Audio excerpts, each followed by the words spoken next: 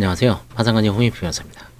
이번 시간에는 신용보증기금 혹은 기술신보와 맺은 투명경영이행약정에 관한 판례를 한번 같이 공부해 보겠습니다. 그동안 2개를 올렸는데 이번에 아마 이제 3번째 시간 같아요. 서울중앙지방법원에서 2020년 4월 14일날 선고됐습니다. 얼마 안 되죠. 따끈따끈하죠. 7개월 전입니다. 피고 A 주식회사는 원고에게 2억 3천 지급하라. 원고의 피고 B에 대한 청구를 기각한다. 피고 B가 아무래도 이제 투명 이행 경영 약정을 한 경영자로 보입니다. 기각 사안인 것 같아요. 기초 사실은 뭐 뻔하죠. 보증계약 체결하고 중소기업부터 대출 받고 그 다음에 대표이사는 원래는 옛날에 연대보증을 썼는데 연대보증제도가 폐지되니까 투명경영 이행약정을 이제 체결한 거죠. 원고 같은 기보 신보하고 투명경영 이행약정서 피고 B는 피고 원고로부터 제1조 표시보증을 받음에 있어 연대보증을 입부하지 않으나 연대보증이 아닙니다. 국가경제발전에 기여할 수 있도록 건전하고 투명한 기업을 경영하기에 제2조 표시 경영 의무를 성실히 이행할 것을 약속합니다.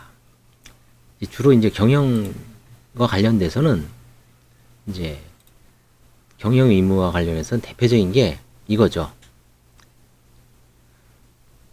기술신용보증서 담보대출의 용도의 사용금지다. 가장 중요한 거죠. 용도의 사용금지. 돈 대출금을 용도에 맞게 사용하는데 용도 외에 사용을 하면 안 됩니다.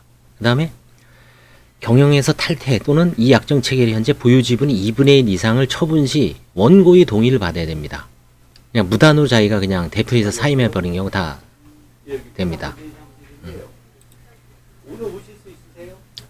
보증계획 보증사고가 났고 이에 따라 원고는 대출원리금 2억 대입 변제했고 이 사건 보증계약의 원고가 보증책임 이행할 경우에 피고회사는 연대보증과 연대하여 이제 뭐 이렇게 그래서 결국은 이 사건에 있어서도 피고 B에 대한 청구 원고 주장의 요지가 뭐냐. 피고 B는 이 사건 투명경영 이행약정 이게 경영자입니다. 대표이사겠죠. 투명경영 이행약정에 따른 투명경영 의무를 준수하여야 함에도 기술신용보증서 담보대출금을 용도 외에 사용하여 이 사건 투명경영 이행약정 제2조 4호를 위반하였고 피고회사 대표 사내이사에서 사임함으로써 경영에서 탈퇴하면서도 원고의 동의를 받지 아니하여 투명경영 약정 제2조 5호를 위반하였다. 2가지를 위반한 겁니다. 따라서 피고 B는 이 사건 투명경영 이행약정서 4조 1항에 따라 이 사건 신용보증에 대한 연대보증 책임을 부담한다. 2조 4호 용도의 사용 여부에 대해서 한번 법원에서 어떻게 판단했는지 보겠습니다. 갑 6호 중의 기재에 의하면 피고회사는 2017년 1월 25일 이 사건 보증계약 및 투명경영 약정 시 원고에게 기술신용보증 대출 담보대출금 2억 원을 인건비 등에 사용하고 이와 달리 부동산 투자, 주식 매입 등 용도 외로 사용 시 보증해수, 보증중단, 사정구상 등의 불이익을 받게 되어도 이의를 제기하지 않겠다는 내용의 자금 집행 계획서를 작성하여 제출한 사실이 있습니다.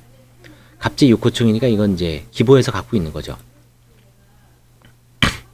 위 인정사실 및 투명경영 약정의 취지 등에 붙임 2억 원이 피고회사 인건비 등 피고회사를 운영하며 필요한 용도가 아닌 사적 용도에 사용된 경우에만 이 사건 투명경영 이행약정 제2조 4호 위반이라고 보면 상당하다.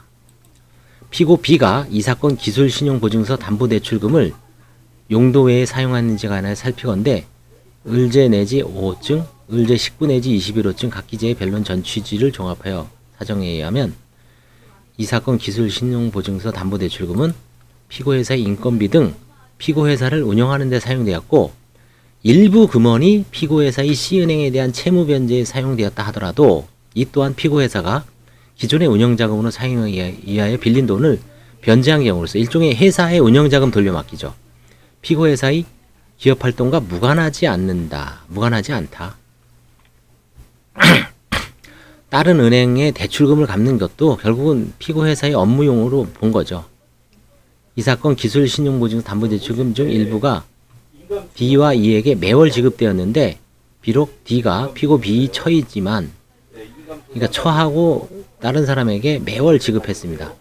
근데 이제 처가 이거 혹시 빼돌린 돈 아니냐라고 생각할 수 있지만 실제 배우자가 피고회사에 근무한 것으로 보이고 그 지급된 액수가 최저임금에도 미치지 못하여 그러니까 결국 이제 파트타임으로 도와주는 거죠.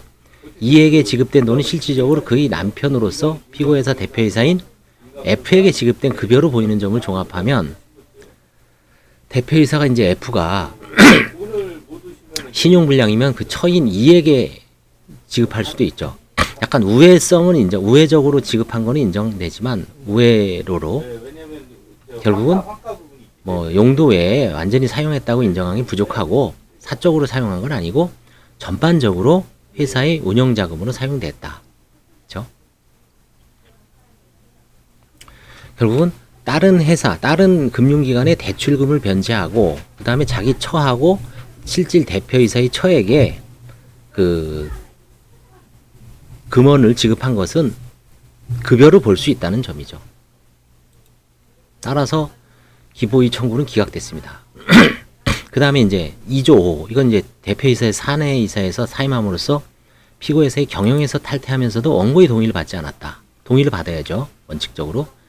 경영자, 뭐 지분 넘길 때. 을제 6호증 내지 12호증이 각 기재의 변론 전 취지를 종합하며 인정되는 사정들. 즉, F가 2018년 3월 27일 피고회사의 대표이사로 취임하고 피고 B가 같은 날 피고회사의 대표권 있는 사내이사에서 일반 사내이사로 변경되었으나 그것만으로 피고 B가 피고회사의 경영에서 탈퇴했다고 보기에는 어려운 점. 그렇죠? 그래서 대표권 있는 사내이사에서 대표권 없는 일반 사내이사로 변경되었다고 해서 완전히 경영에서 손 뗐다고 보기 어렵고 피고 B, 피고 회사에 대한 지분 비율은 거의 변동이 없고요. 피고 B는 2018년 3월 27일 이후에도 자신이 출원하여 등록받은 특허들을 이용하여 피고 회사의 경영 업무를 실질적으로 오너로서 수행한다고 본 거죠. F는 이제 일종의 이제 바지 내지 아니면 뭐 자기 친인척일 수도 있죠.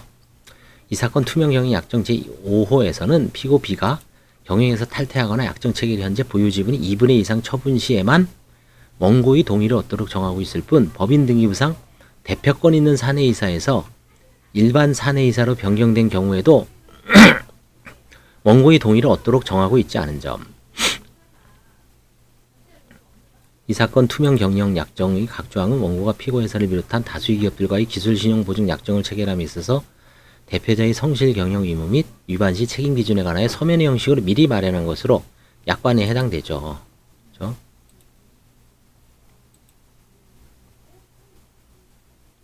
그래서 결국은 여기 나오죠. 대표권 있는 사내이사에서 일반 사내이사로 변경되는 경우에까지 경영 탈퇴와 동일하게 해석하는 것은 약관 해석의 원칙에 반한다. 그렇죠? 만약에 이거를 그 경영 위반으로 하려면은 특약을 맺어야죠. 앞으로 이제 이런 기보에서는 이번에 이 판결로 좀 쓴맛을 봐서 기보나 신보에서는 이제 자기네들이 어떤 그 이후의 약정에는 이런 게 들어갈 수도 있어요. 대표권 있는 사내이사에서 일반 사내이사, 대표권 없는 사내이사로 변경되는 경우에도 원고의 동의를 받아라. 뭐 이런 식으로 특약을 맺으면 상관없겠죠. 자, 그래서 결국 이 판례는 되게 시사하는 점이 많죠. 용도의 사용을 좀 탄력적으로 해석을 한 거죠.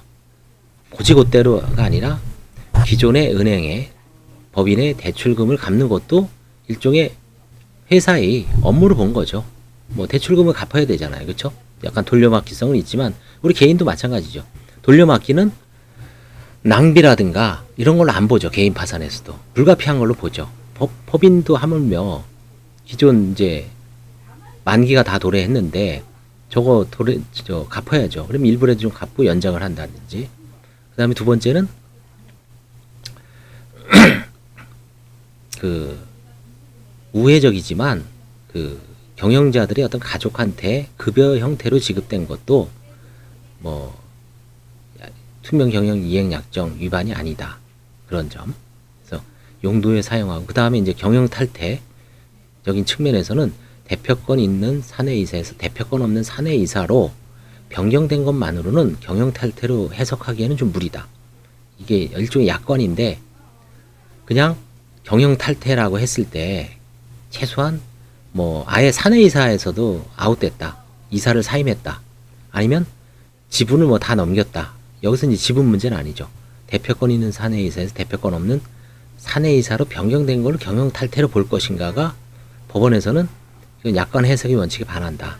그렇죠? 일종의 약관인데 개별적으로 이렇게 특약을 맺지 않는 한 그거를 경영 탈퇴로 보기는 어렵다. 그리고 실질적으로 계속 관여를 했고 자기 특허까지 등록을 해서 오너로서 관여를 했다. 이런 여러 가지 점을 시사하는 점이 크기 때문에 이 판례는 상당히 중요한 것 같습니다. 용도의 사용에 대해서 좀 탄력적으로 경영자한테 좀 유리하게 해석을 했고요. 그 다음에 경영 탈퇴와 관련해서도 그 약관 해석의 원칙을 좀 엄격하게 준수해서 그걸 기본화 신부해서 사내이사로의 어떤 변경만으로는 경영 탈퇴로 제한한 의미 있는 판결이라고 할 수 있습니다. 감사합니다.